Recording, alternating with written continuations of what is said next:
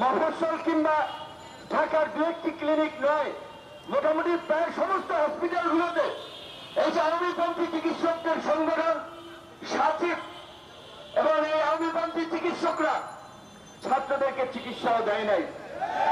অনেকের পা কিংবা হাত পচে গেছে শুধুমাত্র চিকিৎসাজনিত অবহেলার কারণে।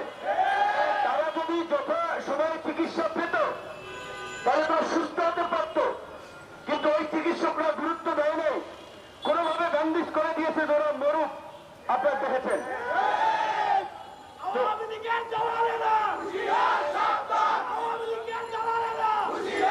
তো এই সরকারের বারবার আমরা বলেছিলাম প্রথমে